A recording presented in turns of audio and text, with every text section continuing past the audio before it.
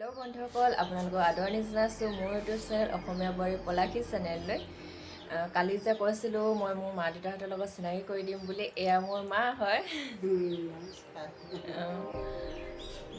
দেউতাকো দেখুৱাই আছোঁ বাৰু। তেন্তে মোৰ ভিডিঅ'টো শেষলৈকে চাই থাকক, সকলো লগতে চিনাকি কৰি দিম। মোৰ ভাইটি এটা আছে, ভাইটিৰ লগতো চিনাকি কৰি দিম।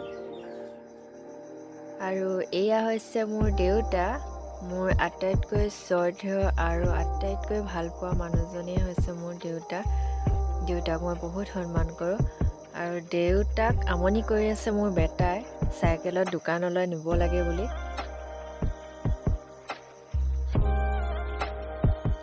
আৰু এইফালে মা আৰু দেউতাই দুয়োটাই মিলি নাতি খেলাই আছে।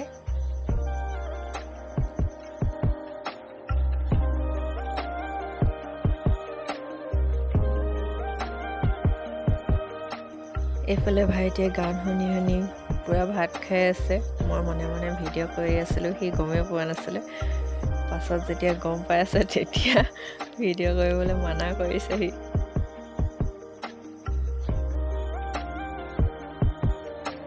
আমি বায়েক ভায়েক ভনীয়েক গোটেইকেইটা আড্ডা মাৰি আছোঁ, খানা খাই খাই। সেইটো মোৰ ভাইটি পঢ়ি আছে, হায়াৰ ছেকেণ্ডেৰী ছেকেণ্ড ইয়েৰ। ভনী বেটা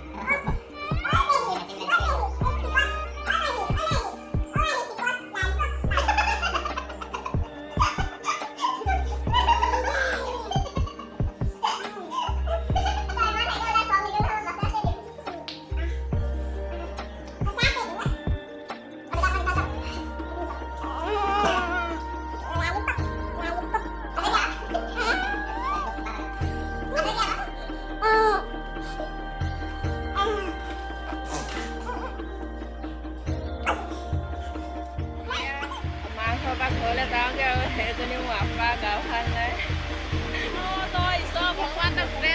এজনী বৌ আহি আছে, চবকে বিদায় দি যাওঁগৈ আৰু। লাহোৱাল পাই গ'লোহি। এতিয়া মই সোমাইছোঁ সোণাৰী দোকান এখনত। বেটাৰ কাৰণে খাৰৰ ভাত বনাব দিছিলোঁ, তাকে লৈ যাওঁ বুলি সোমাইছোঁ।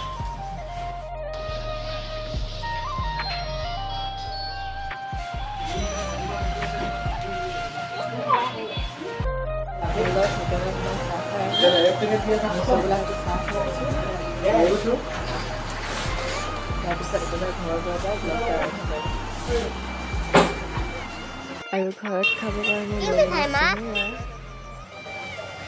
এতিয়া ঘৰলৈ যাবলৈ নাদৰ চাইটিঙত ৰৈ আছোঁ। নগাঁৱৰ গাড়ীত উঠিবৰ কাৰণে।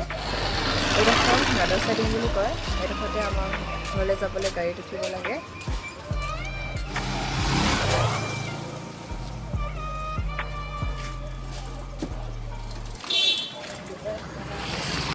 গাড়ীবিলাক ৰৈ থাকে।